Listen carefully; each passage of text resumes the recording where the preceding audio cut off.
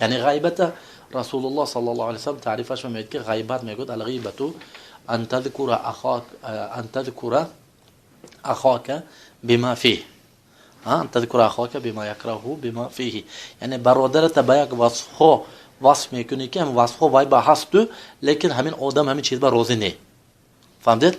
یعنی مثلا یک کافر مثلا قدش پست، کور، گرانگ، گونگ، سیاه، هر خیلی همین رنگ و مثلا عیب هایی که جسدش انده، خلقی صفات های خلقیش انده های، و چی فایده میگیره این غیبت کردن؟ این جایز نه.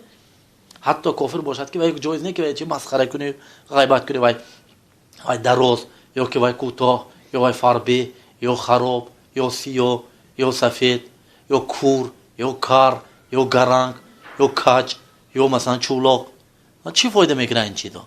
همه این چیز این چی درست نه. این کار چه رسول الله صلی الله علیه و سلم میگه مؤمن چه المؤمن ليس فحاشا ولا لعانا، یعنی مؤمن هیچ وقت یعنی با کلمه های کتب به بدی ذکر نمیکنه الا اگر حجت باشد.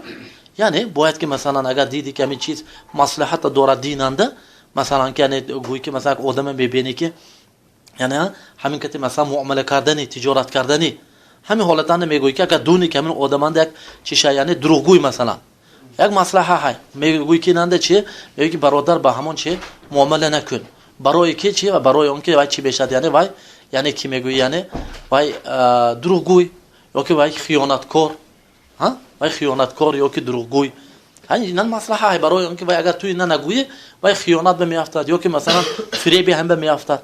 فهمیدید؟ نه فایده های، اما فایده نباشد وای مثلا میگویی که چولاق یا که وای مثلا کور یا که مثلا وای کار میگویی، چی فایده میگیری؟